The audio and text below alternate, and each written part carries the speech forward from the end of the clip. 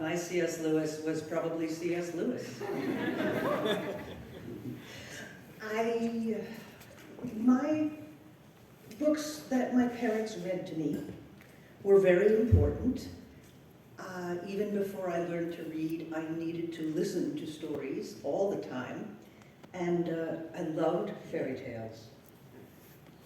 And in fact, I remember the first story I ever told because my mother, I had a baby brother, and I was following my mother around while she took care of him, saying, "Tell me a story, tell me a story." And she said she was too busy, and I said, "Tell me a story." And she said, "Why don't you tell a story yourself?" And I thought, wait a minute, you can do that? So I did. And it was The Gingerbread Man. Run and run as fast as you can't catch me, I'm the gingerbread man. Which I thought of because the cushions on the chair that my mother sat in to take care of my brother had gingerbread men on them.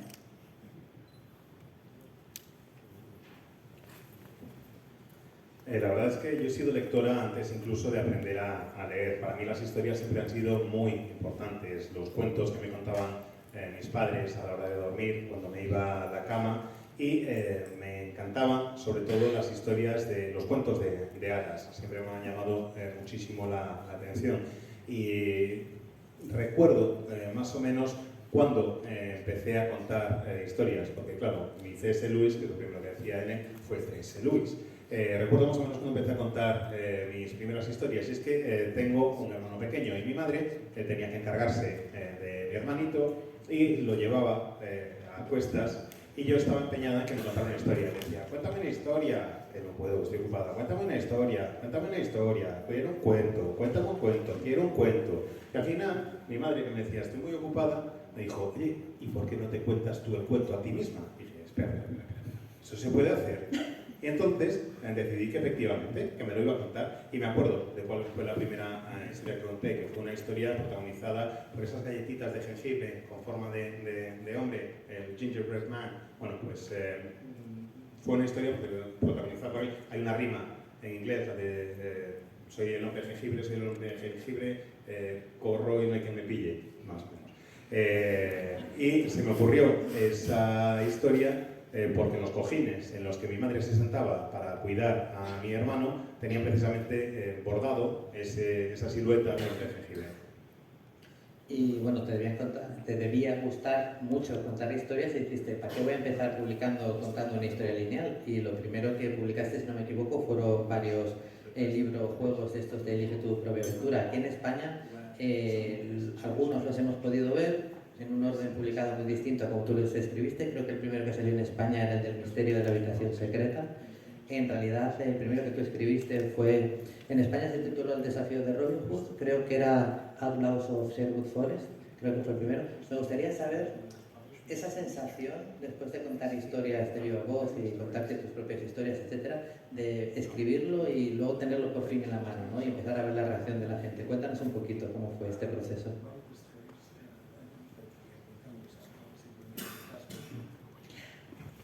It's a wonderful feeling when you first see yourself published.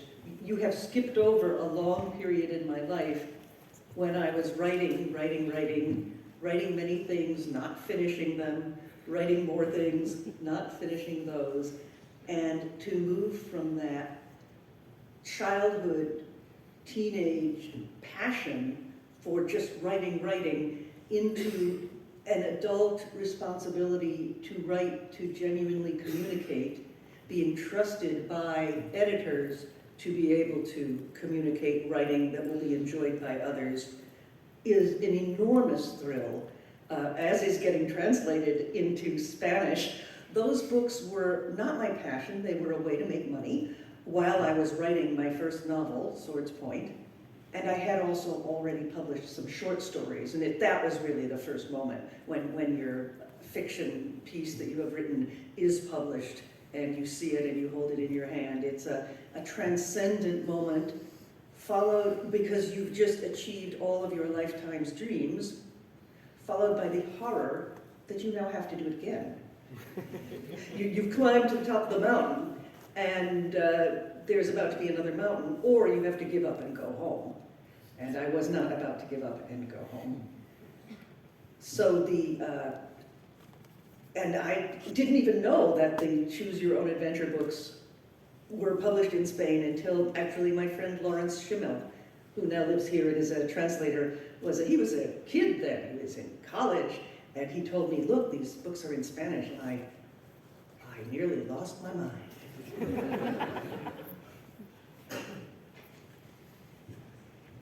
Pues la verdad es que es una sensación maravillosa. Nos hemos saltado, así de golpe y porrazo, todos los años, toda esa temporada de mi vida en que me dedicaba a escribir algo y no lo terminaba, y luego volvía a empezar otra cosa y la escribía y no la terminaba, y luego escribía otra cosa más y no la terminaba. Y en realidad ese proceso que supuso pasar de la pasión por las historias cuando era niña y adolescente, por escucharlas, empezar a escribirlas, a que esa escritura se convirtiera en una responsabilidad adulta, que tenía la responsabilidad de empezar a comunicar a mis lectores. Y eso fue una sensación absolutamente maravillosa, ver cómo se convertía en realidad. Igual que fue maravilloso ver cómo se traducían mis obras a otros idiomas, por ejemplo a castellano. Es realmente fantástico el poder ver tu obra publicada en otros idiomas. Y estos libros, Elige tu propia aventura, a los que aludías, son un trabajo que hice mientras estaba escribiendo lo que acabó por ser mi primera novela, A punta de espada.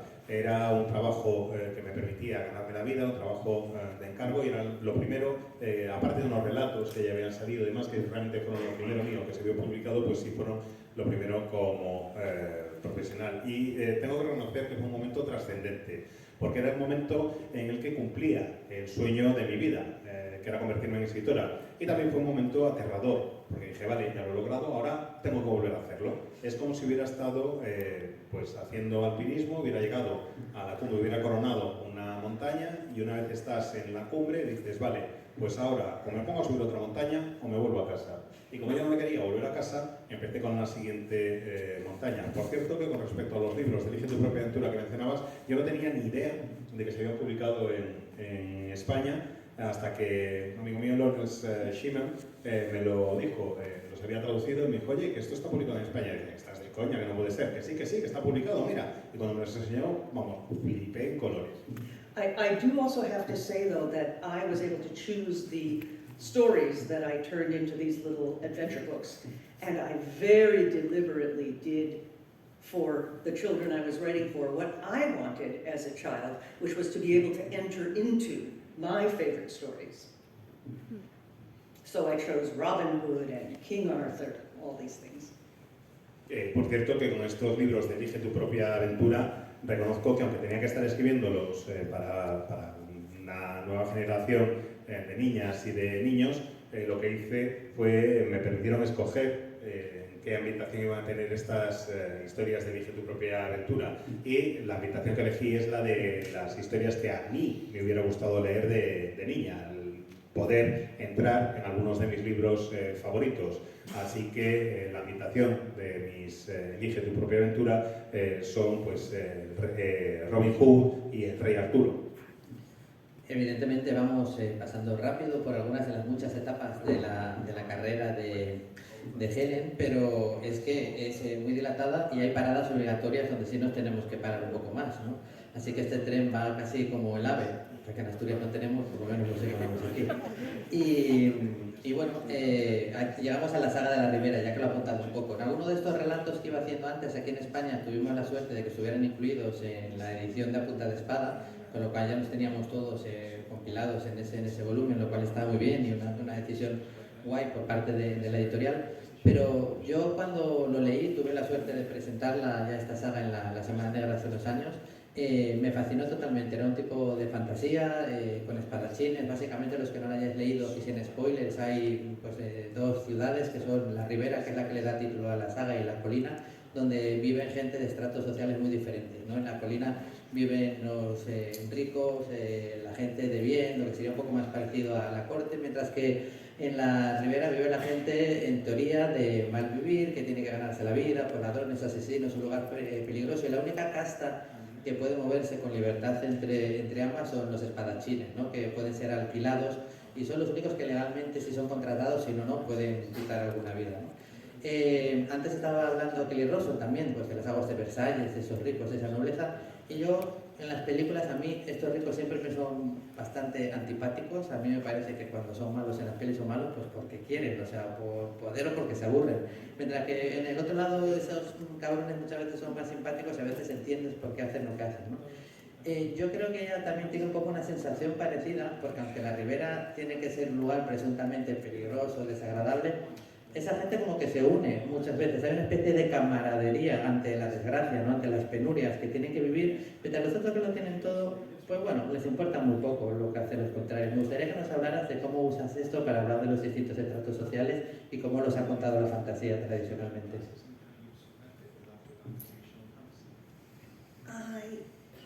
Again, I do think it goes back to books, that the books that I loved when I was growing up, and also musical theater. There was a wonderful musical theater of Oliver, based on Oliver Twist by Charles Dickens, and my parents got the album when I was 7 years old, the year we lived in Europe, and that was the year that everything came into me, including a love of European buildings and streets and everything that also shows up in my books.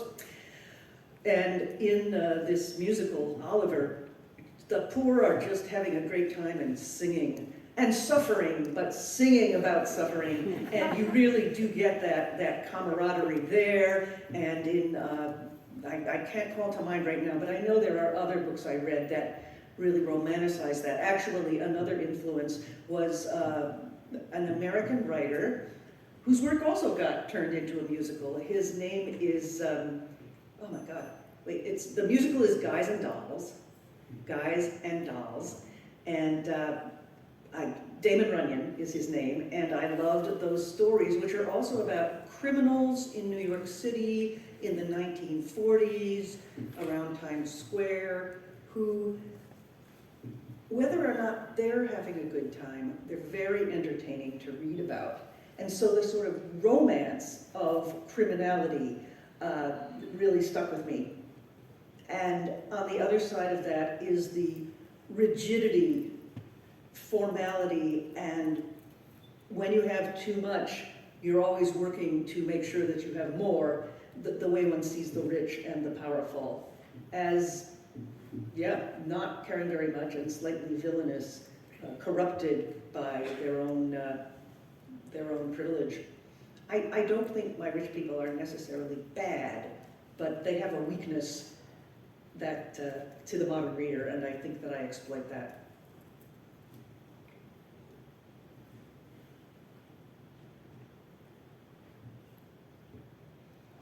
Pues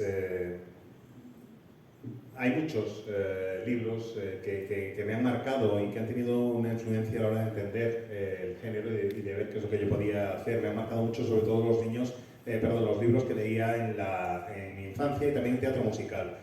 La obra de Oliver, que está basada en el musical de Oliver, que está basado en la obra de Charles Dickens, Oliver Twist, pues es un disco que compraron mis padres y que escuchábamos cuando yo tenía 7 años, que fue el año que pasamos en Europa, es el año que yo viví en Europa, cuando tenía 7 y escuchaba ese disco constantemente. De ahí surge en parte el amor por esos libros, de ahí surge en parte el amor por los musicales y el amor que siento, el cariño que siento por las calles y por los edificios europeos. Y ese interés por las clases sociales está reflejado precisamente, pues eso, sobre todo por Oliver, sobre todo por el cariño que tenía a ese libro y al musical, porque en el musical los ves que sí, que las pasan canutas, que son muy pobres, que están fatal, pero lo hacen cantando, cantan todo el rato y sufren, pero cantan cuando sufren. Y a mí eso me marcó muchísimo, me llamó mucho la atención y me gustó realmente sobremanera y me influyó, supongo, en mi forma de entender la fantasía, la forma de contar las historias. También hay otro musical que es Guys and Dolls, que está basado en la obra de Damon Runyon, que es una obra protagonizada por gángsters, por delincuentes, en el Nueva York de los años 40. Es en torno a la zona de Times Square. Les pasan cosas que no son siempre muy positivas a los protagonistas, pero sí resultan desde luego muy interesantes. Y es una obra en la que se le da un carácter romántico al delincuente. Se le da un carácter de figura romántica al delincuente y eso se quedó conmigo, creo. Me parece que es un elemento que se quedó conmigo desde esos momentos que se me quedó marcado. Me gusta tratar de enfrentar ese carácter de los criminales, ese carácter un tanto romántico, con la rigidez y la formalidad de los demás, de los que tienen dinero, los que tienen que trabajar. Puede ser un delincuente, pero tiene un carácter un tanto romántico. Muchas veces el rico solo se preocupa por lo que tiene. La persona que es rica es una persona que está corrompida por sus propios privilegios. Y no quiere decir necesariamente que sean malos los ricos, ni mucho menos, ni que sean villanos, pero sí creo que lo que hago en mi obra es explotar esa debilidad, ese carácter de estar corrompidos hasta cierto punto, y que es algo que el lector moderno entiende y, como digo, lo exploto. And of course, another one is Robin Hood. We return to Robin Hood. It also occurs to me that the rich, or the nobility in the case of my book, are born into the nobility. They have not had to do anything other than appear. Whereas to be in the glamorous criminal class, you have to earn your way into it in some way or other. Y otra influencia, claro, como no, Robin Hood.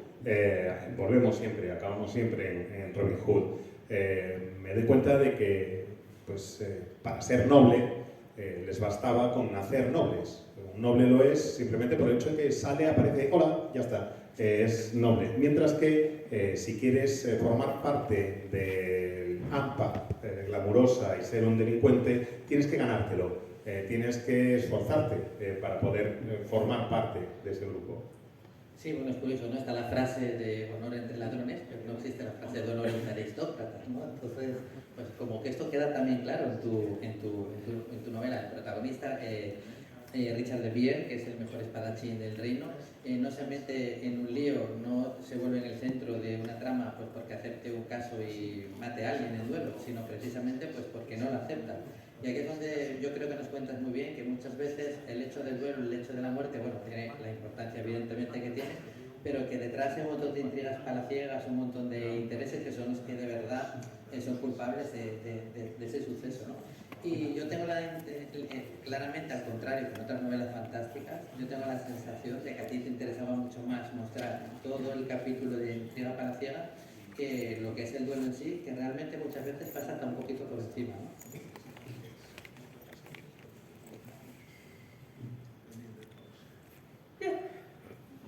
Yes. The duel is a means to an end, both for me as a novelist and for the characters in books. Efectivamente, el duelo es un medio para alcanzar un fin, tanto para mí como novelista, como para los personajes de la novela. And actually, there is a woman in France doing a PhD on how writers put sword fights in their novels, how they manage them. And she pointed out that in my books, it's not so much every single movement of the sword fight that matters, but what the thoughts are in the minds of the fighters as they fight.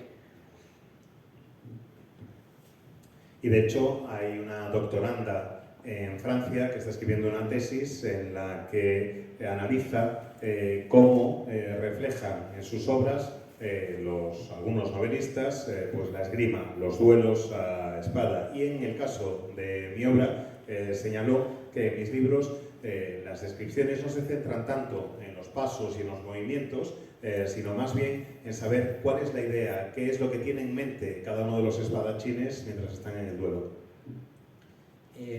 Poco después, o por lo menos poco después aquí en España, nos llegó la segunda entrega, la del privilegio de la espada. Y para los que se preocupen a la hora de leer sagas, qué pasaría, qué no pasaría, se puede leer de forma totalmente independiente. Hoy en día que en el mercado muchas veces se encuentra la segunda parte de una novela, ya está descatalogada la primera, se puede leer perfectamente. Evidentemente, si habéis leído A Punta de Espada, pues es un extra, porque hay personajes que salen, muchos salen muchos años después, y sirve, pero si no tiene sentido completo, y eso me parece que fue una decisión muy, muy inteligente. Pero para los que sí que lean primera Punta de Espada, cuéntanos cómo fue retomar los personajes y ubicarlos mucho tiempo después, porque claro, tú cuentas lo que pasa en esos años, pero aunque no lo escribas, tienes que haber sabido, jugado con todo lo que les pasó por el medio para llegar ahí. Writing is work, and I can't write my books as quickly as they would happen, but the invention of the events and the thinking about the characters is always in my mind and is the fun part. And then the work is to put it on the page, again, in this way that will communicate to other people and be of interest to them. I chose not each thing that I write that concerns this city and these characters and their families, and I have at this point written a lot of it, more short stories as well as novels. My challenge to myself, all of my, this must be very hard to translate because I keep doing these elliptical sentences, sorry, okay. All my great swordsmen like to be challenged. They don't like an easy fight, they like a challenging fight. And as a writer, I guess I also like the challenge that I put to myself quite deliberately of each time it has to come new to the reader. It has to be able to be read as a single thing. And also that I have to take a new approach to telling the stories so that I am often giving the same material but from a different point of view or in a different style. That said, of course I could just walk away from the whole thing and not write about it anymore, but I love to keep coming back. And as I myself have aged, I like to see what happens not only to the characters as they age and change, but also to the city itself, which is a character in a way in the books, and see how the city changes, just as the cities that I live in or that I visit change.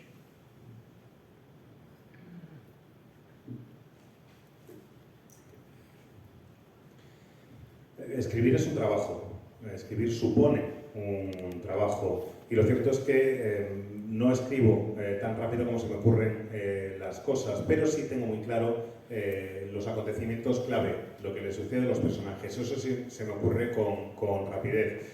Luego, lo que tengo que hacer, eso que trataba de deciros antes, es encontrar la forma de comunicar esa historia de una manera que sea interesante, de una manera que le llegue a los lectores.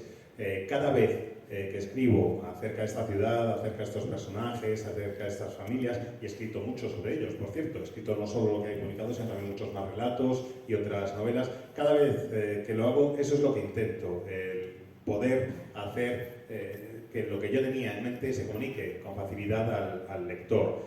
Yo soy un poco como los espadachines, protagonistas de las novelas, a los que no les gusta nada que se lo pongan fácil, no les gusta un duelo que sea llegar, matar y ya está, no, les gusta que suponga un reto. Yo creo que como novelista hago lo mismo, y cada vez que escribo algo acerca de esta ciudad y estos personajes, quiero que el lector lo vea como algo nuevo, como una cosa un poco distinta. Quiero buscar un nuevo enfoque para contar en cierta forma la misma historia, porque sigue siendo el mismo material el que estoy utilizando, pero lo que busco son enfoques y perspectivas distintas, y eso supone toda una complicación. Puedes dejarlo, me diríais, efectivamente, pero es que me gusta. Me gusta volver a estos personajes. Según yo voy creciendo, me gusta volver a ellos y ver cómo van creciendo estos personajes también. Me gusta ir viendo cómo cambian, y no solo ellos, sino también la ciudad, porque para mí la ciudad es un personaje más en la obra, cómo va cambiando, cómo va creciendo, cómo va mutando, igual que las ciudades en las que he vivido o que he visitado. Vamos a seguir un poquito en la ribera a lo largo del día, porque luego también tiene Delia Serma en su charla, y escribieron juntas en La caída de los reyes.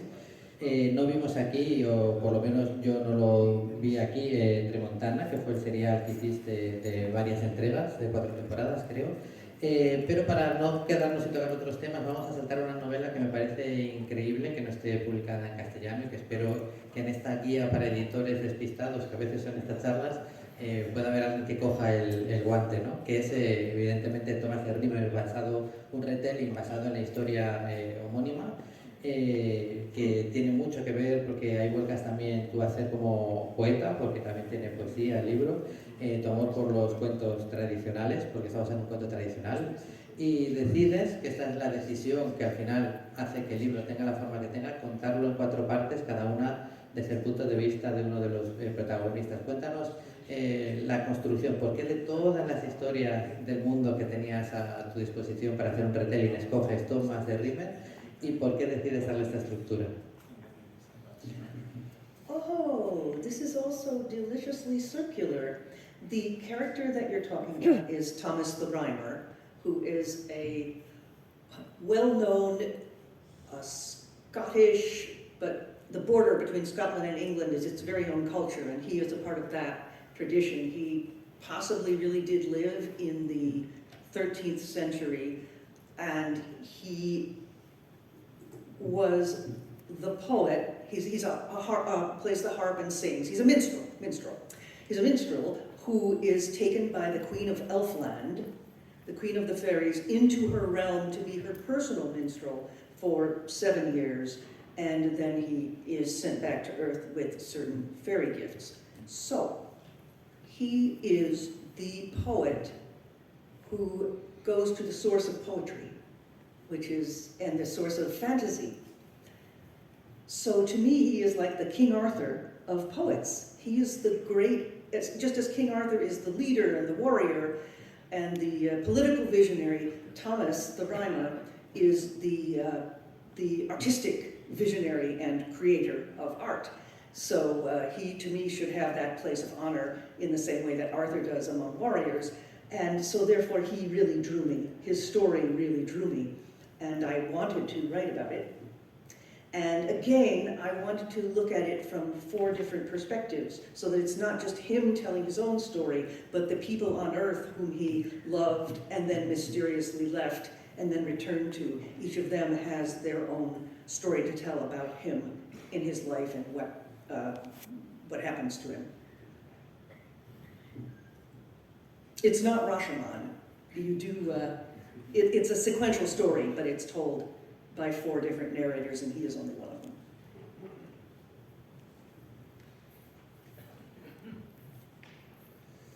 Thomas de Rhymer, efectivamente, el personaje al que aludías, pues vivía en la frontera entre Escocia e Inglaterra. La idiosincrasia de esa zona es muy fuerte y es un personaje que tiene unas características muy propias de ese momento. Seguramente viviera en el siglo XIII y se trata de un trovador, de un poeta, de esos que tocan el arpa y van por ahí recorriendo el mundo cantando sus canciones, al que la reina de las hadas traslada a Faeria, la tierra de las hadas.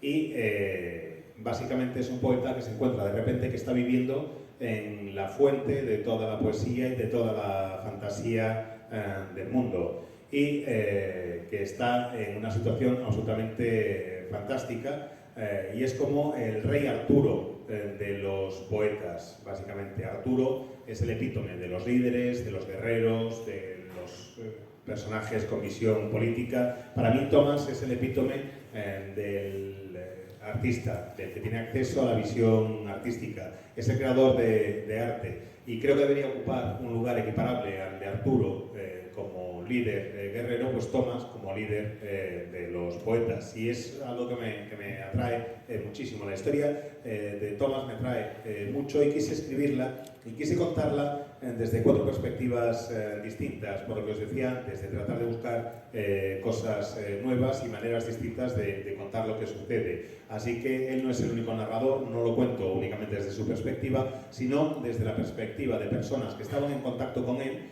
personas a las que él conocía antes de partir hacia el reino de las hadas y con las que vuelve a estar en contacto después de volver del reino de las hadas, y cada uno de ellos, cada uno de estos personajes, cuenta una parte de la historia, tiene un peso en la vida de cada uno de ellos. No, la estructura no es algo tipo Rashomon, es una historia lineal. Lo que ocurre es que hay 4 narradores distintos, simplemente 4 voces distintas que cuentan una historia de manera lineal.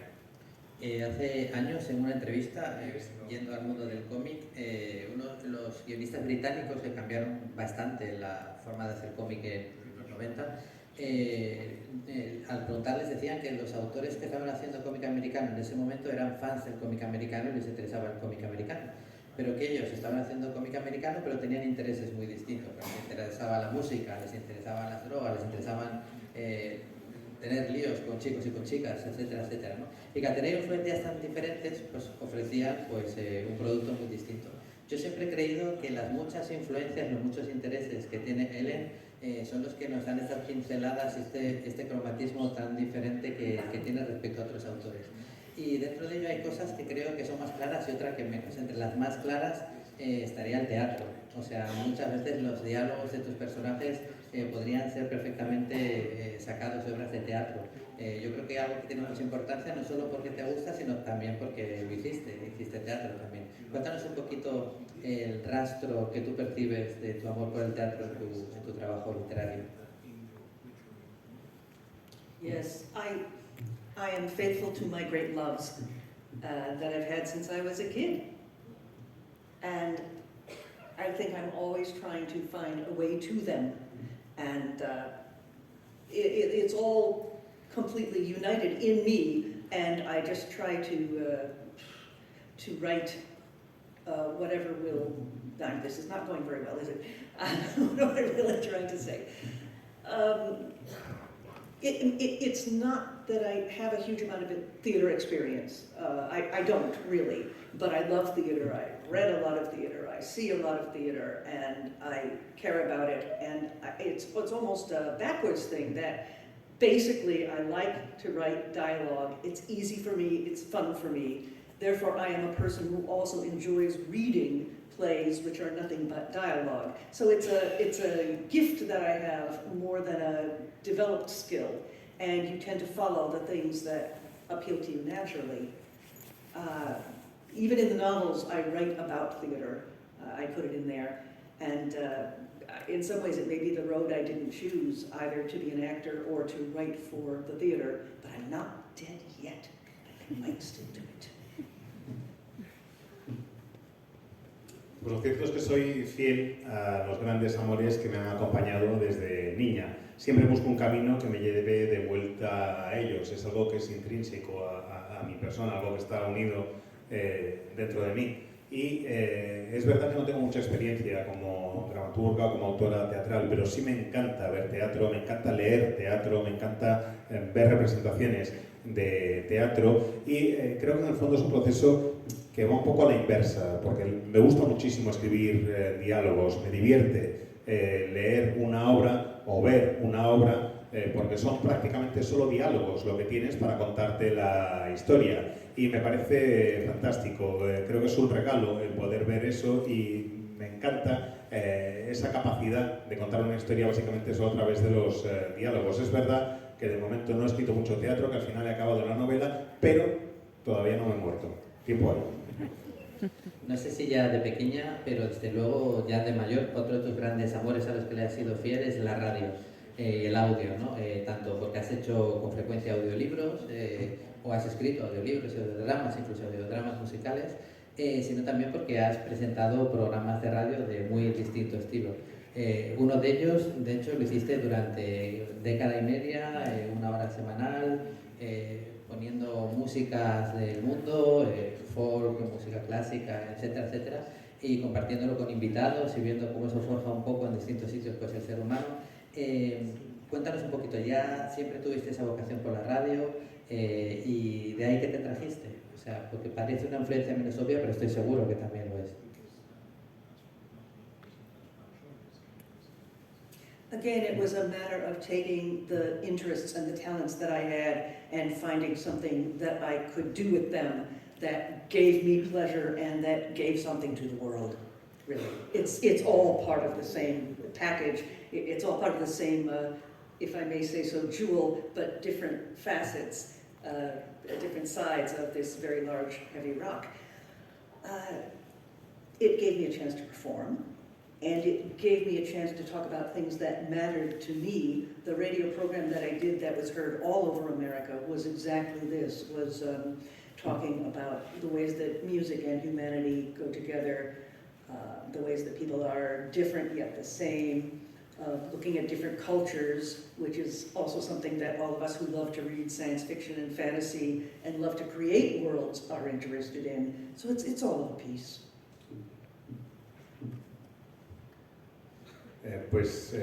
De nuevo, es algo que me interesa mucho. Cada vez que descubro que tengo un poco de talento con algo de trabajo muy duro para llegar a ello, es algo que me gusta muchísimo. Y el programa al que aludes me suponía un placer enorme porque podía entrar en contacto con personas de talento de todo el mundo, podía aportarlos y traerlos a mi programa. Creo que forma parte de esa faceta dual, de esta especie de roca pesada con muchas facetas que soy como persona. Me gusta mucho la historia o contar, me gusta mucho utilizar programas de la manera en que lo estabas describiendo, usarlos para recorrer todo el país y hablar de la humanidad y de la música y cómo se unen y cómo nos unen a los seres humanos y por distintos que seamos. Todos somos diferentes, pero hay elementos que nos unen. Las distintas culturas sienten ese amor por la música, igual que creo que sentimos también ese amor que comparto, por supuesto, por la ciencia ficción y la fantasía. You ask hard questions. Vamos a ver si ellos las hacen un poco más fáciles, ya que lo mencionas. Aún quedaría tiempo para un par de preguntas para aprovechar la presencia de Helen con nosotros. ¿Alguien tiene alguna? Pensad que la opción siguiente es que la siga haciendo yo, o sea que vosotros mismos. Bueno, pues veo que de momento no han arrancado. Luego cuando empiezan se acaba la charla y hoy quedan manos levantadas. Esto, en cualquier momento del poco que queda, si levantáis os paso el turno. Allá. Lo primero, agradecerte la charla, viendo que has tocado tantos palos, ¿te atreves con algo relacionado con videojuegos o algo así, por avanzar algo más?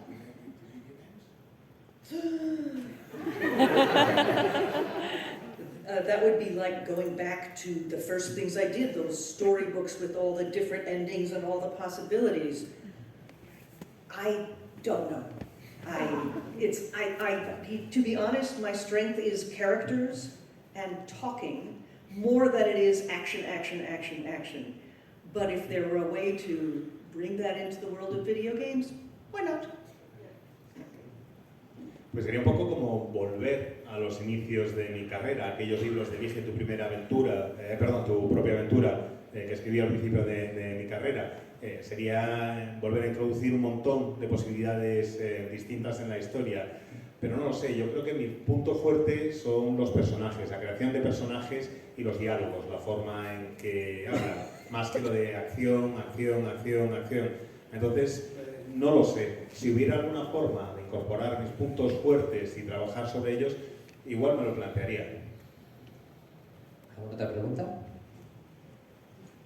Mira, me llamó mucho la atención lo que hablaron acerca de la serie de fantasía de la cual hablaron de 2 libros y de otros que escribiste en coautoría. Lo que quería saber era sobre el lugar en el que se desarrolla. Por lo que creí entender, digamos que tiene reminiscencias a un siglo XVIII francés, pero quizás estoy confundido. Entonces quería que hablaras un poco de el world building.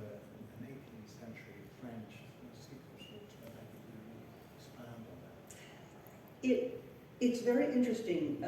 The city that I have created is actually a combination of several different cities and several different time periods. And different people in different countries perceive a different major influence, depending, I think, a little bit on what they know or what they recognize. I will tell you the secret, which is that to me it was a combination of yes, some French 18th century, some England or London of Shakespeare, some New York of Damon Runyon, and some of the New York City that I was living in the 1980s, which was a dangerous place and a place where you needed to be very bold and very careful. Did I leave one out? I think I did. Oh, another London, the sort of just before Jane Austen, that period also. Written about a lot by English writers, maybe not as accessible to you here, but it was a very formal time. And so that formality, that English formality is in there, and the English recognize it, just as the French recognize the period of the Musketeers. Exactly. But it's all meant to be a big combination, so that it's not any one place. Thank you. Thank you, good question. Es interesante y es curioso porque esa ciudad pues es una combinación de distintas ciudades y de distintos momentos y distintas personas en diferentes países ven diferentes influencias, probablemente basado en aquello que reconocen con mayor facilidad o que mejor conocen. No hay un secreto.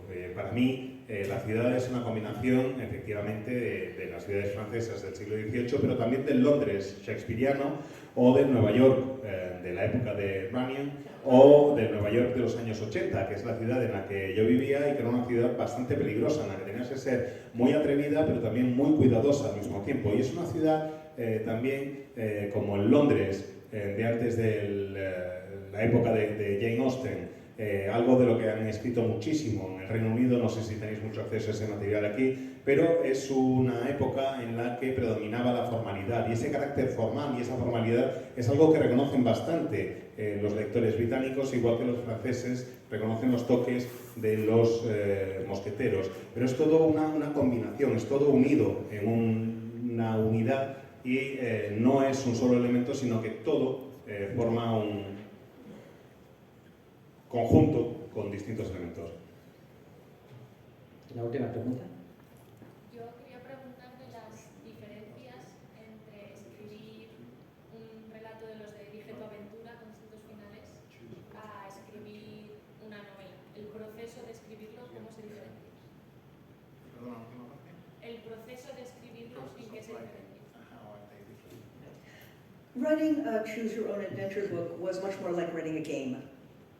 And I am by nature not even a short story writer, but a novelist. I like to go very long and have lots of different elements in my story. And in some ways, writing very short pages with ending was torture. Because each one of them could have turned into an entire story, but I had my assignment and I did it. But I tried to put in some of the pleasure of the novel into these little sort of game books for children. Bueno, la verdad es que lo de escribir los libros de Elige tu propia aventura no me resultó especialmente fácil en algunos aspectos. Sí fue un poco un juego, pero tienen que ver sobre todo estos libros con una estructura más de relato que de novela. Y yo tengo una tendencia natural a ser novelista. Empiezo a expandirme y no me gusta tanto el relato corto, sino que prefiero la novela. Y claro, en los de Elige tu propia aventura tenía que ser muy pocas páginas y llegar a un final. Y aquello era una tortura. Porque cada vez que tenía una idea que decía esto puede crecer, puede desarrollarse, tenía que llegar y cortarla y llegar al final. Pero eso es lo que me habían encargado y eso es lo que hice. Desde luego intenté, eso sí, incorporar en estos libros el espíritu lúdico de las novelas y me llevé de ellos el carácter de juego aparte de la obra larga que he escrito. Bueno, pues antes de que vaya a firmar, arriba ya sabéis, como siempre en el Filmódromo, y que continuemos con la charla de Ed McDonald, yo quería darte las gracias, Helen, por haberte venido a San Blaise, al Celsius, y formar parte de esta familia. Yo estoy encantado por muchas cosas. Me gusta estar al lado de alguien tan joven. De hecho, ella es una de las personas más jóvenes que conozco, porque para mí una persona joven puede ser de cualquier edad, y cuando la oigo hablar con esta pasión, la oigo hablar con esta energía, la oigo hablar sobre todo con este interés y curiosidad por cualquier posibilidad que todavía se presente ante ella, y que además mira hacia atrás y sigue disfrutando de las mismas cosas que le gustaban, a mí me parece refrescante, enriquecedor, y a mí me entusiasma y me contagia, que además eso es algo que me gusta mucho y que es lo mejor que se puede hacer en este tipo de casos, ¿no? Yo hace ya muchos años compartí con ella, con Delia y con otro autor una mesa bastante diferente en su transcurso a esta, pero como decía Ende, esa es otra historia y será contada en otra ocasión, pero recuerdo que aquella mesa seguro que acabó, o va a acabar esta, que es recordarte lo mucho que te queremos con un muy fuerte aplauso. Muchas gracias.